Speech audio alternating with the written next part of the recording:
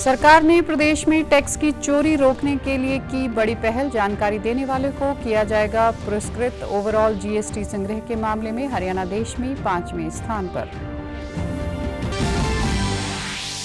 प्रदेश में फर्जी डॉक्टरों के खिलाफ शीघ्र अभियान चलाकर लगाया जाएगा अंकुश। स्वास्थ्य मंत्री आरती राव ने कहा, नारनौल में बन रहा मेडिकल कॉलेज अगले वर्ष होगा शुरू। लोकसभा अध्यक्ष ओम बिरला ने कहा, देश के युवाओं में हर चुनौती का सामना करने की है क्षमता। फरीदाबाद के एक निजी विश्वविद्यालय के दीक्षांत समारोह में बतौर मुख्य अतिथि हुए शामिल।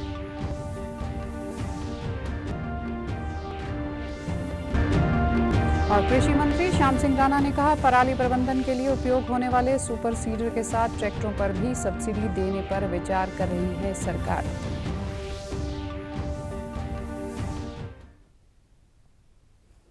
नमस्कार, मैं हूं आरजू। अब समाचार विस्तार से। हरियाणा में टैक्स चोरी के मामलों पर अंकुश लगाने के लिए प्रदेश सरकार ने एक बड़ी पहल की है। प्रदेश में किसी भी प्रकार की टैक्स चोरी करने वाले व्यक्ति, फर्मों की जानकारी देने वालों को सरकार की ओर से पुरस्कृत किया जाएगा। ऐसी जानकारी देने वाले व्यक्ति का नाम व उसकी जानकारी गुप्त रखी जाएगी। इस पहल के लिए आबकारी व कराधान विभाग में शुरुआती तौर पर 2 करोड़ रुपए के फंड का प्रावधान किया जाएगा। मुख्यमंत्री ने कल चंडीगढ़ में विभाग के अधिकारियों के साथ समीक्षा बैठक में ये निर्देश दिए। मुख्यमंत्री ने प्रदेश में नशे की समस्या को जड़ से खत्म करने के लिए कहा कि एक पोर्टल विकसित किया जाए जिस पर कोई भी व्यक्ति नशा तस्करी की सूचना दे सके। ऐसी सूचना देने वाले व्यक्ति को भी सरकार की ओर से पुरस्कृत किया जाएगा और उसकी जानकारी भी गुप्त रखी जाएगी। सीएम ने कहा कि नशा तस्करी को रोकने के लिए आबकारी व कराधान विभाग के अधिकारी राज्य नारकोटिक्स कंट्रोल ब्यूरो व पुलिस के साथ समन्वय बनाकर कार्य करें। नकली शराब बनाने और इसकी तस्करी में शामिल लोगों पर भारी जुर्माना लगाने सहित कड़ी से कड़ी सजा का प्रावधान किया जाए। इसके अलावा ऐसे व्यक्तियों द्वारा काली कमाई से अर्जित की गई संपत्तियों को भी अटैच करने की दिशा में भी कार्रवाई की जाए। उन्होंने कहा कि अवैध शराब की टैक्स चोरी के प्रावधानों को और कड़ा किया जाएगा। साथ ही पंजाब आबकारी अधिनियम 1914 में भी बदलाव किए जाएंगे। उन्होंने निर्देश दिए कि गांव में शराब के ठेकों को घर, स्कूलों व धार्मिक स्थानों से उचित दूरी पर ही स्थापित किया जाए और ठेके स्थापित न करने के लिए ग्राम पंचायत का प्रस्ताव प्राप्त किया होना अनिवार्य है। छोटे व्यापारियों की लंबित टैक्स राशि के मामले को निपटाने के लिए एक मुश्त निपटान योजना लाई जाए। बैठक में बताया गया कि ओवरऑल जीएसटी संग्रहण के मामले में हरियाणा देश में 5वें स्थान पर है, जबकि बड़े राज्यों की श्रेणी में प्रति व्यक्ति जीएसटी संग्रहण के मामले में हरियाणा देश में मुख्य राज्यों में पहले स्थान पर है, जिसकी मुख्यमंत्री ने सराहना की। हरियाणा में जल्द ही वर्ल्ड बैंक की सहायता से ग्लोबल आर्टिफिशियल इंटेलिजेंस सेंटर की स्थापना की जाएगी। मुख्यमंत्री नायब सिंह सैनी वर्ल्ड बैंक के प्रतिनिधिमंडल के साथ कल चंडीगढ़ में हुई बैठक में इस विषय पर विस्तार से चर्चा की गई। बैठक में उद्योग एवं वाणिज्य और विदेश सहयोग मंत्री राव नरबीर भी मौजूद रहे। सीएम ने कहा कि चुनाव पूर्व भाजपा के संकल्प पत्र में हरियाणा को वैश्विक शिक्षा केंद्र के रूप में स्थापित करने का एक प्रमुख संकल्प है, जिसमें युवाओं को एआई और आधुनिक कौशल का प्रशिक्षण प्रदान किया जाएगा। एआई सेंटर की यह पहल हरियाणा प्रदेश को एआई अनुसंधान और नवाचार के केंद्र के रूप में अंतर्राष्ट्रीय स्तर पर विशेष पहचान दिलाएगी। इस केंद्र की स्थापना से राज्य की तकनीकी क्षमताओं को बढ़ावा मिलने के साथ साथ डिजिटल अर्थव्यवस्था के विकास में योगदान मिलने की संभावनाएं बढ़ेंगी। इसके अलावा मुख्यमंत्री ने प्रतिनिधिमंडल से हरियाणा में नदियों को आपस में जोड़ने के लिए भी एक व्यापक योजना तैयार करने का अनुरोध किया।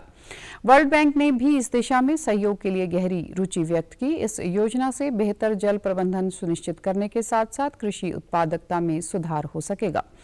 बैठक में हरियाणा को प्रदूषण मुक्त करने के लिए हरियाणा क्लीन एयर प्रोजेक्ट के संबंध में भी विस्तार से चर्चा की गई। लगभग 3,647 करोड़ रुपए की कुल परियोजना निवेश के साथ वर्ल्ड बैंक ने परियोजना के कार्यान्वयन करने के लिए 2,498 करोड़ रुपए का ऋण प्रदान करने की प्रतिबद्धता जताई है। हरियाणा सरकार द्वारा 1,066 करोड़ रुपए का योगदान दिया जाएगा और अनुदान के रूप में 83 करोड़ रुपए आवंटित किए जाने का प्रावधान किया गया है। एनसीआर क्षेत्र और हरियाणा, दिल्ली, पंजाब और यूपी का कुछ क्षेत्र में कि पर्यावरण ठीक रहे, इस बारे में विस्तार से चर्चा की कि वर्ल्ड बैंक आपकी क्या मदद कर सकता है। तो एक प्रपोजल है कि हरियाणा को तकरीबन 3650 करोड़ रुपए इस पे 2030 तक वो खर्च करेंगे उसमें 70% वर्ल्ड बैंक देगा और 30% हरियाणा सरकार लगाएगी, और तकरीबन 80-85 करोड़ वो डोनेट करेंगे, डोनेशन लगा लो या मतलब एड लगा लो, ग्रांट देंगे। और इसमें ये योजना है कि जो ये बड़े बड़े शहर हैं जैसे फरीदाबाद है, गुड़गांव है, और आज मुख्यमंत्री जी ने उसमें सोनीपत को भी जोड़ा है कि दिल्ली के नजदीक है, प्रदूषण वहां से भी जाता है कि स्टेट से नहीं, एक जिले से नहीं जाता। तो यहाँ तकरीबन 250-250 बस इलेक्ट्रिक की बस चले, उसका पैसा वर्ल्ड बैंक और गवर्नमेंट ऑफ हरियाणा दे। वहीं भारत के लिए विश्व बैंक के कंट्री निदेशक अगस्टी टी कॉमे ने कहा कि हरियाणा में आर्थिक विकास की अपार संभावनाएं हैं। राष्ट्रीय राजधानी दिल्ली के नजदीक होने के कारण हरियाणा विदेशी निवेशकों को भी आकर्षित करता है, जिससे यह निवेशकों के लिए पसंदीदा गंतव्य बना हुआ है। उन्होंने हरियाणा क्लीन एयर प्रोजेक्ट के लिए हरियाणा सरकार की सराहना करते हुए मुख्यमंत्री का आभार व्यक्त किया और वर्ल्ड बैंक की ओर से हर संभव सहयोग का आश्वासन दिया। स्वास्थ्य मंत्री आरती राव ने कहा कि प्रदेश में फर्जी डॉक्टरों के खिलाफ शीघ्र अभियान चलाकर उन पर अंकुश लगाया जाएगा। साथ ही उन्होंने बताया कि नारनौल में बन रहे मेडिकल कॉलेज का काम अब अंतिम चरण में है और अगले वर्ष तक इसे शुरू कर दिया जाएगा। वे आज नारनौल में एक समाचार पत्र समूह की ओर से आयोजित रक्तदान शिविर में पहुंची थी। इस मौके पर उन्होंने कहा कि रक्तदान सबसे बड़ा दान है, रक्तदान कर हम कई जिंदगियां बचा सकते हैं। इसके अलावा अस्पतालों में डॉक्टरों की कमी को लेकर उन्होंने कहा कि डॉक्टरों की भर्ती प्रक्रिया जारी है और 1 दिसंबर को पेपर है।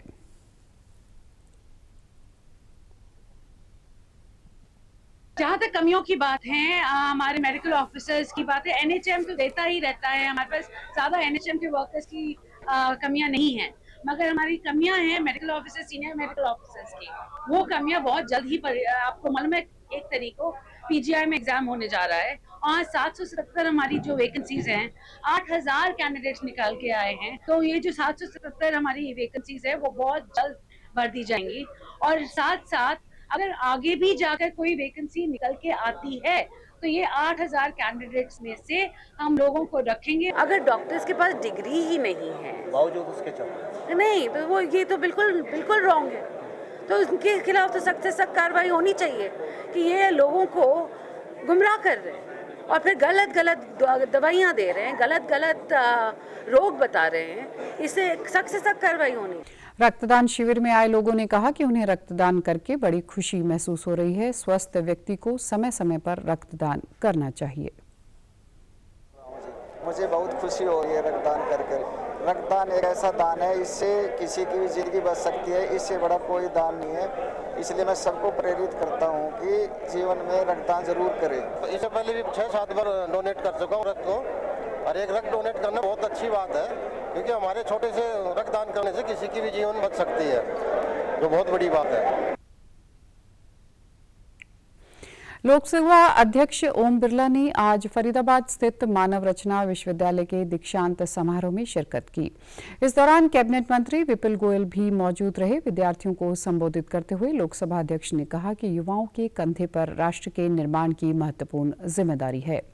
दुनिया के सामने आने वाली चुनौतियों का सामना करने की क्षमता भी हमारे देश के युवाओं में है। भारत के युवा अपनी प्रतिभा के बल पर आज दुनिया भर की कई नामी संस्थाओं का कुशल नेतृत्व भी कर रहे हैं। उन्होंने कहा कि जिसकी विरासत मजबूत होती है उसका भविष्य भी मजबूत होता है। आज़ादी के 75 साल के सफर में यह लोकतंत्र की ताकत है कि तमाम विविधता होने के बावजूद भारत मजबूत है और आगे बढ़ रहा है। ओम बिरला ने दीक्षांत समारोह में डिग्री प्राप्त करने वाले युवाओं को अपील करते हुए कहा कि नए आविष्कारों के साथ देश को आगे बढ़ने का संकल्प लेकर यहां से जाना चाहिए और राष्ट्र निर्माण में अपनी भूमिका अदा करनी चाहिए।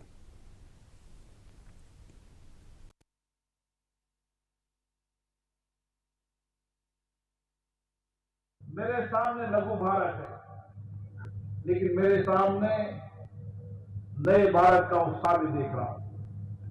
नई उमंग है, नया उत्साह है, सामर्थ्य है, नए इनोवेशन करने की क्षमता है और कुछ बदलने का आत्मविश्वास है। और आज इस देश में इसी की आवश्यकता है कि दुनिया के अंदर अगर अवसरों की धरती है, दुनिया के अंदर कोई बदलाव, नए परिवर्तन की कोई धरती है दुनिया के अंदर, दुनिया की वैश्विक चुनौतियों को समाधान का कोई रास्ता निकलेगा तो भारत से निकलेगा, और समाधान का रास्ता निकलेगा भारत से, तो उसमें योगदान होगा आप जैसे देशों में अपने संस्कार के साथ साथ अपनी बौद्धिक क्षमता और सामर्थ्य के साथ परिवर्तन करने का जज्बा है। कृषि मंत्री श्याम सिंह राणा ने कहा कि पराली प्रबंधन को लेकर हरियाणा राज्य अग्रणी राज्यों में है। प्रदेश में पराली के प्रबंधन को लेकर 1,0882 मशीनें लगाई गई हैं, जिसका असर भी देखने को मिल रहा है। उन्होंने कहा कि आने वाले समय में सुपर सीडर व अन्य पराली प्रबंधन की मशीनों के साथ ही पराली प्रबंधन के लिए उपयोग होने वाले ट्रैक्टरों पर भी सब्सिडी देने पर कृषि विभाग विचार कर रहा है। यह बात उन्होंने भिवानी में राजपूत प्रतिनिधि सभा द्वारा आयोजित प्रतिभा सम्मान समारोह के उपरांत पत्रकारों से बातचीत में कही।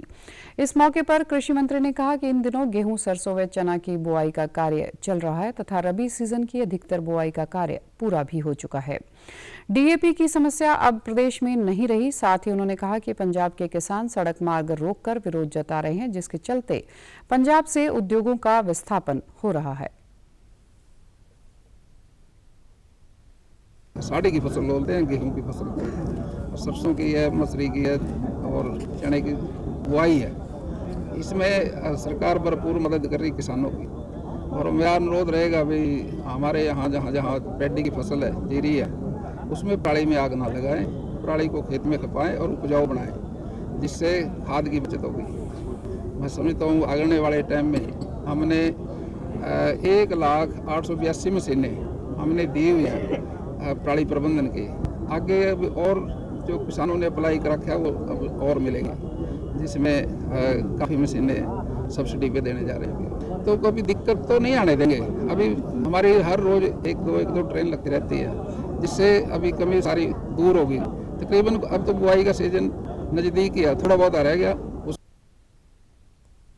इस मौके पर राजपूत प्रतिनिधि सभा द्वारा आयोजित प्रतिभा सम्मान समारोह के प्रतिभागी छात्र छात्राओं, खेल व अन्य क्षेत्रों में अपनी प्रतिभा दिखाने वाले युवाओं को कृषि मंत्री ने सम्मानित किया। के समाज के बच्चे जो है वो अच्छी शिक्षा ग्रहण करें, और अच्छी शिक्षा ग्रहण करने पे ही आज का जो युग है वो प्रतिस्पर्धा का युग है, कंपटीशन का युग है। तो ये कार्यक्रम भी उसी के संदर्भ में किया जा रहा है कि बच्चों में कंपटीशन की भावना जागृत हो, बच्चों में जो प्रतिस्पर्धा की आगे बढ़ने की भावना जागृत हो। कैबिनेट मंत्री रणबीर गंगवा ने आज हिसार में कुम्हार सभा द्वारा आयोजित सम्मान समारोह में शिरकत की। इस दौरान उन्होंने भाजपा के शीर्ष नेतृत्व का धन्यवाद करते हुए कहा कि मुझे कैबिनेट मंत्री बनाए जाने पर पिछड़ा समाज में खुशी की लहर है। उन्होंने युवाओं से आह्वान करते हुए कहा कि आप सभी को राजनीति में अहम भूमिका निभानी चाहिए। भाजपा सरकार बिना पर्ची व खर्ची के सरकारी नौकरियां दे रही है। उन्होंने कहा कि पिछली सरकारों में आरक्षित सरकारी नौकरी के पद रिक्त छोड़ दिए जाते थे, परंतु भाजपा सरकार में सभी आरक्षित पद योग्य उम्मीदवार हासिल कर रहे हैं। गत दिनों चंडीगढ़ में बम धमाकों के आरोपियों को पुलिस मुठभेड़ में पकड़े जाने पर कहा कि अपराध करने वालों से सरकार हमेशा सख्ती से पेश आएगी। मेयर और पार्षद के चुनाव को लेकर पूछे गए सवाल के जवाब में उन्होंने कहा कि सभी प्रक्रिया लगभग पूर्ण हो चुकी है। किस तरीके से पिछली कांग्रेस की सरकारों के अंदर योग्य होते हुए भी ये लिख दिया जाता था कि योग्य उम्मीदवार ना होने के कारण ये पद रिक्त छोड़े जाते हैं, बैकलॉग छोड़ दिया जाता था। और आज हमारे जो बच्चे हैं, क्योंकि मेहनती होते हैं, इसलिए केवल और केवल बैकवर्ड में नहीं बल्कि जनरल के अंदर भी अपना स्थान बनाने का काम वो कर रहे हैं। और जितनी आरक्षण की जितनी भी सीटें होती है वो पूरी भरने का काम जो है वो कर रहे हैं। ये व्यवस्था हमारी सरकार ने देने का काम किया है। टिकला बोर्ड के चेयरमैन की तो ऑलरेडी नियुक्ति हो रही है और ईश्वर मालवाल जी चेयरमैन है। बाकी चेयरमैनों की नियुक्ति कब होनी, ये अधिकार क्षेत्र तो माननीय मुख्यमंत्री महोदय का है, वो करने का काम करेंगे। परिवहन मंत्री अनिल विज ने कल कैथल बस स्टैंड का औचक निरीक्षण किया और अधिकारियों को यात्रियों के लिए बेहतर सुविधाएं सुनिश्चित करने के निर्देश दिए। वे सिरसा से चंडीगढ़ जाते समय अचानक कैथल बस अड्डे पर पहुंचे।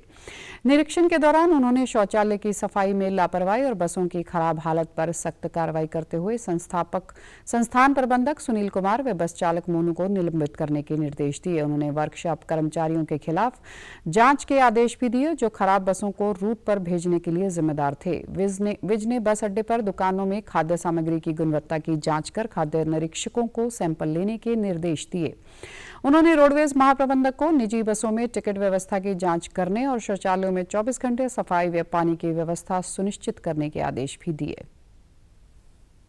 आई गई हैं, खास तौर पे टॉयलेट अंदर घुसने लायक नहीं, और एक बस को मैंने देखा कि सवारियां उसको धक्का मार रही, ये बर्दाश्त नहीं किया जाएगा।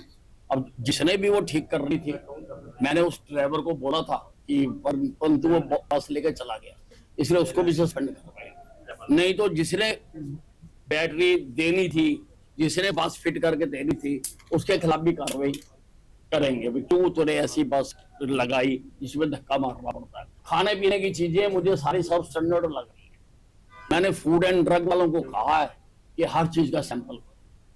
आदमी तो पानी पीता है बोतल, बंद बोतल देख के कि भी ये स्टैंडर्ड की होगी, ऊपर ISI की मोहर भी लगी हुई है, पर वो पानी ISI का है या नहीं है, ये देखना। मैं सारा फ्लीट जितना है वो सारा हरियाणा के फ्लीट का मैंने डिटेल मांगी है कि कब आई थी, कितने किलोमीटर चल चुकी, कौन कौन सी बस और क्या कंडीशन है उसकी। वो क्योंकि काफी बड़ा फ्लीट है तो मैंने इनको बोल दिया कम से कम 10-15 दिन लगेंगे रिपोर्ट आने में, हम ठीक करेंगे। इससे पहले उन्होंने सिरसा में जिला कष्ट निवारण समिति की बैठक में लोगों की समस्याएं सुनी और अधिकतर का मौके पर ही निपटान किया। बाद में पत्रकारों से बातचीत में उन्होंने कहा कि प्रदेश को नशा मुक्त बनाने की दिशा में सरकार ठोस कदम उठा रही है। इसी कड़ी में डब्बावाली को जिला पुलिस बनाया गया है। अब वहीं शहरों में बिजली की लटकती तारों के संबंध में उन्होंने जहां भी जरूरत है तारों और पोल को ठीक करने का कार्य किया जा रहा है। इसके अलावा उन्होंने कांग्रेस पर भी निशाना साधा। उसके कारण से दिक्कत है ये, लेकिन हमने एक जिला अलग भी बना दिया, डब्बाली बना दिया, जिला बना दिया। वो इसीलिए बनाया कि बॉर्डर सारे को वो देखे, वहां पे तो प्रयास कर रहे हैं। हार का कारण ये है कि जहां जहां चुनाव हो रहे होते हैं, जिस प्रदेश में राहुल गांधी जाता है वहां कांग्रेस हारती है। अब वो ना आए, वो तो इन्होंने देखना भी कैसे उसको रोक सकते हैं। हार की समीक्षा तो ये है। जहां तक विधायक दल का नेता है, देखो ये पार्टियों में होता है, नेता जो चुनते हैं, जहां पार्टी नहीं होती, धड़े होते हैं, वहां चुनना आसान नहीं होता। कुरुक्षेत्र में चल रहे अंतर्राष्ट्रीय गीता महोत्सव में गीता महाआरती में भाजपा प्रदेश अध्यक्ष मोहनलाल बड़ौली और पूर्व राज्य मंत्री सुभाष सुधा ने पूजा अर्चना की। इस अवसर पर एक प्रेस वार्ता में बड़ौली ने कहा कि गीता महोत्सव और ब्रह्म सरोवर का कुरुक्षेत्र के इतिहास में एक धार्मिक और आध्यात्मिक जुड़ाव है। विभिन्न अवसरों पर इस तीर्थ के सरोवर में स्नान करने से पापों से मुक्ति मिलती है और पुण्य की प्राप्ति होती है। इसलिए इस पवित्र सरोवर पर महाआरती करके मन को एक सुखद अनुभूति का एहसास होता है। उन्होंने कहा कि गीता स्थली को और खूबसूरत बनाने के लिए केंद्र और प्रदेश सरकार लगातार बड़ी योजनाओं को अमली जामा पहनाने का काम कर रही हैं। इस पावन धरा ज्योतिसर पर विश्व स्तरीय संग्रहालय बनाने के लिए 206 करोड़ से ज्यादा का बजट उपलब्ध करवाने का काम किया है। ये उत्सव शुरू हुआ है, उसके बाद कुरुक्षेत्र में जो विकास के काम हुए, जिस प्रकार से जिस भावना के साथ लोगों का यहाँ आना जाना रहता था, उन सब श्रद्धालुओं की जो इच्छाएं थी कि हमारे तीर्थ स्थान जिसको पूरी दुनिया में गीता का संदेश जिस भूमि से गया था, उस संदेश के स्थान पर सब आना चाहते हैं, देखना चाहते हैं और यहाँ की संस्कृति के बारे में लोग जानना चाहते हैं। और पूरे देश से, पूरी दुनिया के देशों से भी यहाँ लोग देखने के लिए आते हैं। और ये हमारे देश की खूबसूरती है, ये हमारे हरियाणा की जो पहचान है कुरुक्षेत्र की पावन पवित्र भूमि और गीता का संदेश, इसको जहां हमने गीता महोत्सव के रूप में मनाने का काम किया।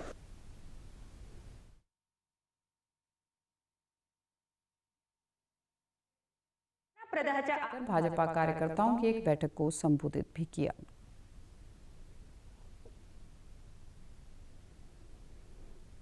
वहीं ब्रह्मसौर पर शिल्प और सरस मेले का आयोजन किया जा रहा है। सरस और शिल्प मेले में देश के विभिन्न हिस्सों से शिल्पकार और दुकानदार अपना सामान लेकर पहुंचे हैं। कुरुक्षेत्र विकास बोर्ड के मानद सचिव उपेंद्र सिंहल ने बताया कि सरस मेले में लगभग 700 स्टॉल लगे हुए हैं। 5 नवंबर को ब्रह्मसौर पर अंतर्राष्ट्रीय गीता महोत्सव के मुख्य कार्यक्रमों का शुभारंभ होगा और यह कार्यक्रम 15 दिसंबर तक चलेंगे, जिसमें 200 क्राफ्ट्समैन 24 अलग अलग राज्यों से यहाँ पर पहुँचे हैं। अलग अलग विधाओं के वो हैं और 24 राज्यों के हैं। दूसरा, DRDA के सरस के माध्यम से 100 शिल्पकार हैं, जिसमें 19 राज्य और पूरे 21 जिलों के कुरुक्षेत्र के अलावा और कुरुक्षेत्र के भी। तो इस तरह से सरस के माध्यम से 100 और NZCC के माध्यम से 200 और कुछ ऐसे नेशनल और स्टेट अवार्डीज जो हमारे पास कुरुक्षेत्र विकास बोर्ड के पास डायरेक्ट भी आते हैं। तो ऐसे 25 आर्टिजन्स वो हैं और 25 आर्टिजन्स नॉन अवार्डीज भी जो कुरुक्षेत्र विकास बोर्ड के पास डायरेक्ट आते हैं, उनको भी हमने अलॉट किए। और करीबन 100 संस्थाएं जो धार्मिक और सामाजिक संस्थाएं हैं। सरस मेले में अपना सामान लेकर आए दुकानदारों ने कहा कि वे हर वर्ष गीता महोत्सव में अपना सामान लेकर आते हैं। उनके सामान को मेले में खूब पसंद किया जाता है। वहीं पर्यटकों ने कहा कि वे मेले में खूब आनंद उठा रहे हैं। हम राजस्थान से हैं, नागौर डिस्ट्रिक्ट। जैसे कुरुक्षेत्र में राजस्थानी पकवान है, जैसे दाल बाटी चूरमा है, राजस्थान थाली है, बाजरा रोटी, मिर्ची रोटी थाली भी है, प्याज की कचौरी, मूंग दाल कचौरी, मिर्ची बड़ा, मूंग दाल की पकौड़ी भी है और बीकानेर की केसरिया जलेबी भी है। और जैसे और भी बहुत सारे आइटम है, जैसे इधर तंदूरी चाय भी लगी हुई है। और ये देसी की जलेबी है, 2010 से मैं गीता जयंती में आ रहा हूँ, 2010 से, और 1960 से मैं बनाता रहा हूँ। हर बड़े बड़े मेलों में भी जाता हूँ और बात दूसरे देशों में भी हमारी जलेबी जाती हैं। नायब सिंह साहब ने भी खाई है जलेबियाँ, इसमें रत्नावली में खिलाई मैंने उनको भी जलेबी, और गुहाना भी गए वो। कश्मीरी शॉल, सूट, साड़ी और स्टॉल हमारे पास होता है। वो हर साल आते हैं यहाँ पे, सूरजकुंड मेले में भी आते हैं और यहाँ पे भी आते हैं गीता जयंती में। और मुझे हो गए यहाँ पे 10-15 साल आते हुए। बहुत अच्छा चलता है यहाँ पे, हमारे यहाँ पे। और हमारे यहाँ कस्टमर भी बहुत सारे बुलाते हैं यहाँ पे। मैं यहाँ पे गीता जयंती देखने के लिए आया हूँ और यहाँ पे हर तरह के पकवान और हर चीज़ यहाँ पे देखने के लिए अच्छी है। और हमने यहाँ पे जलेबी खाई है अभी, वो बहुत टेस्टी थी और बहुत अच्छी लगी है, गुड क्वालिटी की थी वो। और यहाँ पे बहुत बढ़िया नज़ारा है, तो जिस भाई को आके देखना है आप देख सकते हैं। गीता जयंती का महोत्सव हमारे यहाँ धूमधाम से बहुत जोरदार से चल रहा है। कांग्रेस कार्य समिति ने मौजूदा राजनीतिक स्थितियों पर चर्चा के लिए कल नई दिल्ली में बैठक की। बैठक के बाद मीडिया को संबोधित करते हुए कांग्रेस महासचिव KC वेणुगोपाल ने कहा कि बैठक में हाल ही में संपन्न विधानसभा चुनाव सहित कई मुद्दों पर विस्तृत चर्चा हुई। समिति ने ब्लॉकों और जिलों में पार्टी के चुनावी प्रदर्शन और उनके संगठनात्मक मामलों से संबंधित मामलों को देखने के लिए आंतरिक समितियों का गठन का निर्णय लिया है। पार्टी ने दिसंबर में बेलगावी में महात्मा गांधी के भारतीय राष्ट्रीय कांग्रेस की अध्यक्षता की 100वीं वर्षगांठ मनाने का भी फैसला किया है। कांग्रेस कार्य समिति ने एक प्रस्ताव में झारखंड मुक्ति मोर्चा, कांग्रेस और इंडिया गठबंधन को दिए गए निर्णायक जनादेश के लिए झारखंड के लोगों को धन्यवाद दिया है। इससे पहले कांग्रेस कार्य समिति की बैठक में अपनी शुरुआती संबोधन में कांग्रेस अध्यक्ष मल्लिकार्जुन खड़गे ने चुनाव परिणामों से तुरंत सीखने और संगठनात्मक स्तर पर सभी कमियों को दूर करने की जरूरत पर जोर दिया। उन्होंने पार्टी नेताओं से अनुशासन का सख्ती से पालन करने और हर परिस्थिति में एकजुट रहने का भी आग्रह किया। बैठक में कांग्रेस नेता राहुल गांधी, प्रियंका गांधी वाड्रा और P चिदम्बरम भी मौजूद थे। चुनाव आयोग ने 3 दिसंबर 2024 को कांग्रेस प्रतिनिधिमंडल को आमंत्रित किया है। कांग्रेस पार्टी ने चुनाव आयोग के सामने शाम 5 बजे के बाद रात 11:30 बजे तक वोटिंग प्रतिशत में वृद्धि को लेकर सवाल उठाया है। इस मामले में आयोग ने अपने आरंभिक जवाब में साफ किया है कि वोटिंग प्रतिशत की जो तय प्रक्रिया है वह इन चुनाव में अपनाई गई है। और जैसे जैसे आंकड़े आते हैं वैसे वैसे उन्हें पूर्व के आंकड़ों में जोड़ा जाता है। साथ ही चुनाव आयोग ने इलेक्टोरल को लेकर उठाए गए सवाल पर भी कहा कि यह प्रक्रिया हर एक पार्टी के संज्ञान में लेकर अपनाई जाती है और हर एक पार्टी इसकी जांच परख भी करती है। साथ ही आयोग ने वोटिंग प्रतिशत में अंतर को लेकर भी बताया कि इस संबंध में कई बार आयोग ने स्थिति को स्पष्ट किया है। प्रसार भारती के असिस्टेंट इंजीनियर अश्विनी महेंद्रू 36 वर्षों की अपनी सर्विस के बाद कल डीडी न्यूज़ चंडीगढ़ से सेवानिवृत्त हो गए। उन्होंने अपने इन वर्षों में चंडीगढ़, कसौली, शिमला दूरदर्शन और पटियाला दूरदर्शन में अपनी सेवाएं दी। क्लस्टर प्रमुख सुमित गोयल और कार्यक्रम प्रमुख उमेश कश्यप और समाचार प्रमुख आकांक्षा सक्सेना सहित सभी अधिकारियों ने अश्विनी महेंद्रू को भावनात्मक विदाई दी। इस अवसर पर अश्विनी महेंद्रू की पत्नी गीता महेंद्रू और उनके बच्चे सक्षम और श्रेया भी उपस्थित रहे। सबसे पहला तो ध्यान सेहत पे रखना भी है थोड़ा, बट इनका सबने दिल से तारीफ करी है और मतलब ये बात बिल्कुल 100% मैं बोल रहा हूँ। नहीं तो किसी के बारे में भी मैंने नहीं देखा कि कोई गलत बोलता है ना। पूरा साथी से आगे का सफ़र तय किया है बड़ी अच्छी तरह से। तो भाई वो कहते हैं स्वस्थ रहें और मस्त रहें, है ना, और बढ़िया ज़िंदगी निकलेगी, कोई शक वाली बात नहीं है।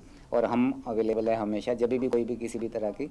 इनकी जो सबसे बड़ी क्वालिटी जो मैंने फील की कि गुस्सा नहीं आना, और जैसे तनाव वाला माहौल भी है या भी है, कुछ कोई काम की बात है, वहाँ कुछ माहौल गर्म है तो उसको किस तरह से शांत करना है, ये इनमें सबसे बड़ी खूबी थी।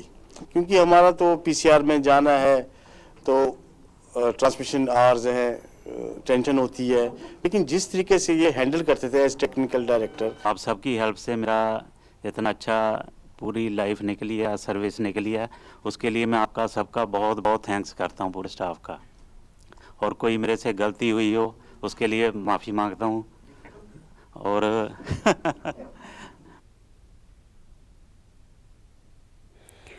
भिवानी जिले को बेसहारा पशुओं से मुक्त करने के लिए जिला प्रशासन में खुले में गोवंश छोड़ने पर 5,000 रुपये का जुर्माना लगेगा। भिवानी में गौशाला संचालकों व संबंधित अधिकारियों की बैठक आयोजित की गई। उपायुक्त महावीर कौशिक ने गोवंश व पशुपालकों को 3 दिन का अल्टीमेटम देते हुए कहा कि जिले के गोवंश मालिक अपने पशुओं को खुला न घूमने दे, वरना उन्हें जुर्माना लगाया जाएगा। सड़कों पर घूम रहे पशुओं को गौशालाओं में रखा जाएगा ताकि कोई दुर्घटना न हो। साथ ही उन्होंने आवारा गोवंश को पकड़ने के बाद दोबारा छोड़े जाने पर गौशाला का पंजीकरण रद्द करने की बात भी कही।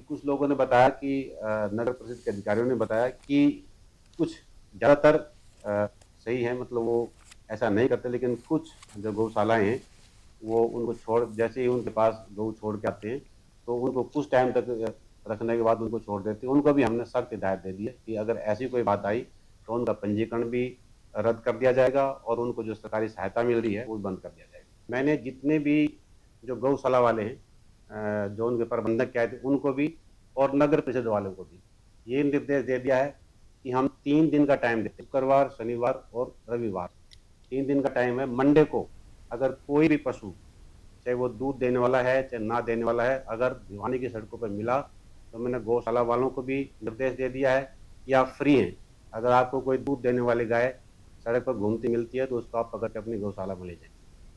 और नगर परिषद वालों को भी है कि ऐसे अगर कोई पशु जो घूमता फिरता है, जो खासतौर पर ऐसे पशु जो सुबह दूध निकाल लिया और फ्री छोड़ दिया, ऐसे पशुओं को पकड़ें और उनको गौशाला में ले जाएं।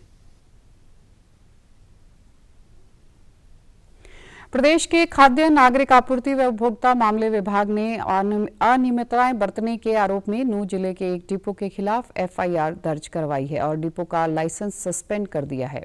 एक सरकारी प्रवक्ता ने बताया कि पिछले दिनों नूंह जिले के उपायुक्त को गांव देवला नंगली में राशन वितरण में अनियमितताओं की शिकायत मिली थी। शिकायत के आधार पर जिला खाद्य व नागरिक आपूर्ति कार्यालय ने विस्तृत जाँच के लिए एक कमेटी गठित की। कमेटी ने गाँव देवला नंगली जाकर डिपो धारक बीर सिंह के डिपो की भौतिक जांच की। कमेटी द्वारा जांच में धारक के स्टॉक में 39.94 क्विंटल गेहूं कम पाई गई। इसी तरह 10.45 क्विंटल बाजरा कम पाया गया। डिपो स्टॉक में 12 किलोग्राम चीनी अधिक पाई गई। खाद्य नागरिक आपूर्ति और उपभोक्ता मामले राज्य मंत्री राजेश नागर ने बताया कि विभाग किसी भी तरह की अनियमितताओं और गड़बड़ियों के विरुद्ध तुरंत एक्शन लेगा। रिपोर्ट के आधार पर अनियमितताएं बरतने के आरोप में जिला खाद्य व नागरिक आपूर्ति कार्यालय के आदेश पर डिपो धारक बीर सिंह के विरुद्ध एफआईआर दर्ज करवाई गई है। इसके साथ ही विभाग ने गांव देवला नांगली के इस डिपो का लाइसेंस भी सस्पेंड कर दिया है।